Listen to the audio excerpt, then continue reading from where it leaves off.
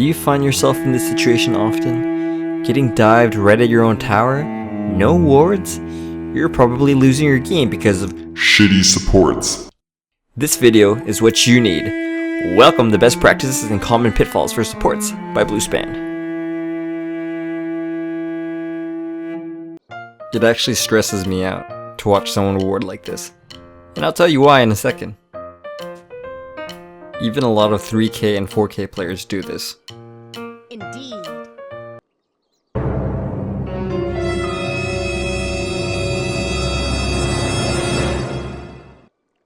Alright, let's go over why this is shitty supporting. The first bad is that Crystal Maiden placed the Observer first. If the enemy had a ward there, which they do, they now know exactly where the Dire's wards are. Now what she should have done was place a sentry, scout for any observers, and once clear, then place the Observer. The second bad is the sentry's positioning. Crystal Maiden's sentry spot misses one of Radiant's statistically most popular ward spots, right here. A better sentry spot would have been right here, since it captures both popular observer spots. The third bad is that Crystal Maiden just walked up to a popular ward spot and did a 180, making it super obvious she just placed a ward. Now, as a support, you want your movements to be sneaky. This leads me to my next point, sneakiness. I think a better analogy for playing supports is perhaps an army sniper. You're hidden, waiting for your chance to kill. You will only be seen when absolutely necessary. You can see them, but they can't see you. Until it's too late. Yay, Storm's dead! Heroes like Tusk love to gank cores. Just be patient and hide. Shh. Wait for it. There it is.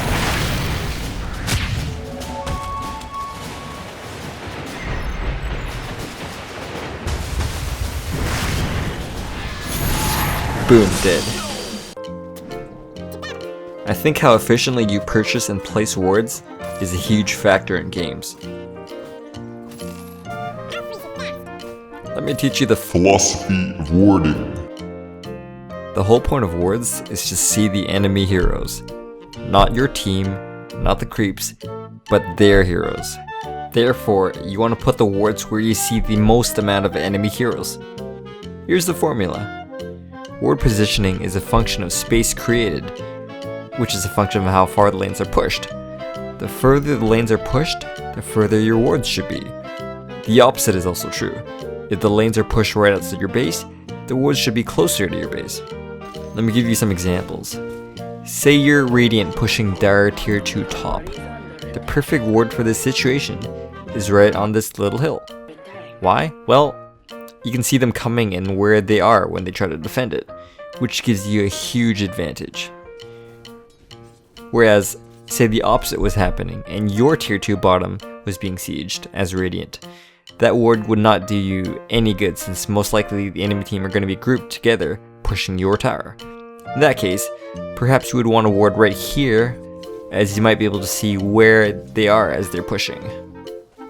Two wards I really dislike being placed.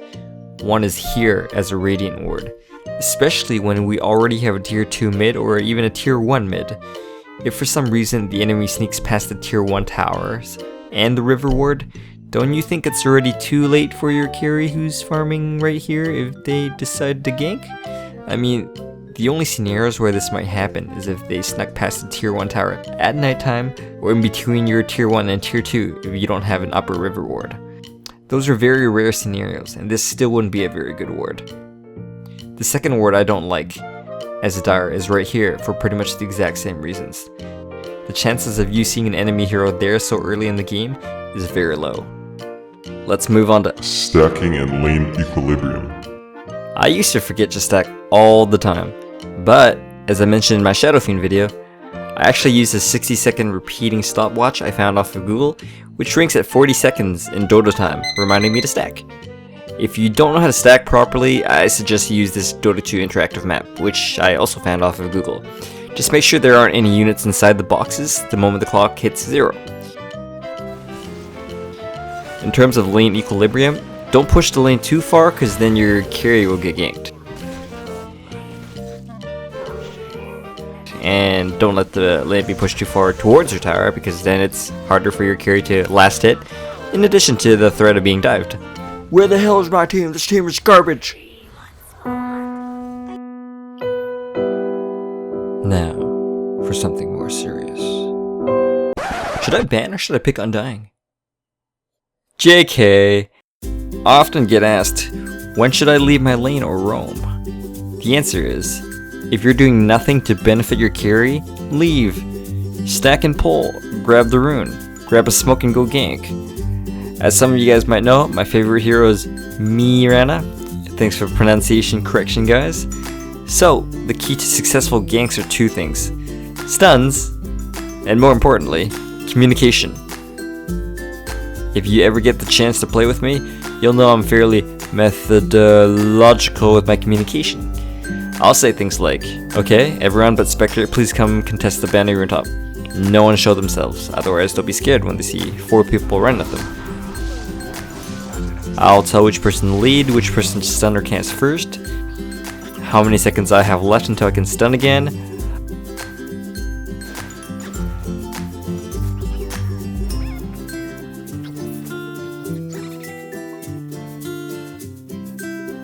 I'll also ask people to be ready for my arrow and wait for my signal.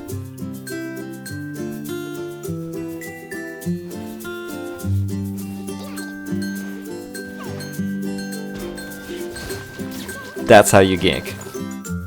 Now, the next minute and a half of this video is purely numbers and theory, but it's a necessary evil, and I promise you, it's very useful.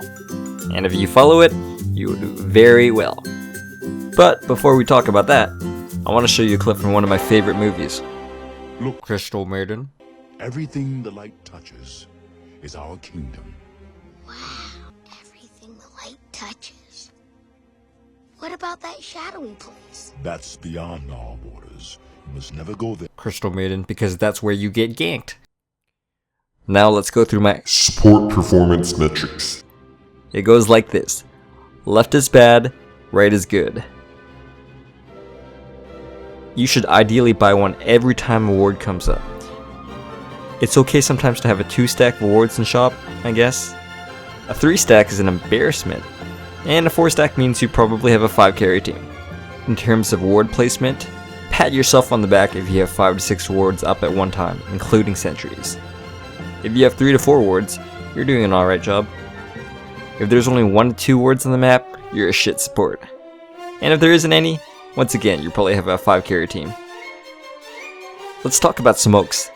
Don't ever let smokes get to a 3-stack. A lot of pub players just don't use smokes. I'm telling you right now, you should use smokes. 1, it increases your gank success by 9,000%. But more importantly, it forces you to work with your team, which many players don't do. Use smokes, goddammit.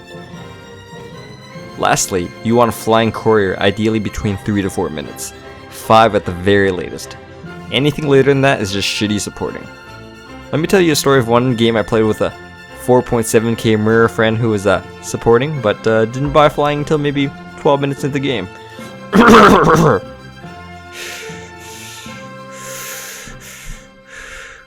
Well guys, it's been fun. I hope you were able to learn a lot in that 10 minutes of video. It took me about 30 hours to make, but maybe I'm just a new video maker. And shout out to these guys who asked me to do it. Thanks always for your support and encouragement. And give me a like if you guys enjoyed it, and subscribe if you haven't already. Let me know what else you guys would like to see, and even what you just thought of the video down in the comments below. Until next time guys, bye for now.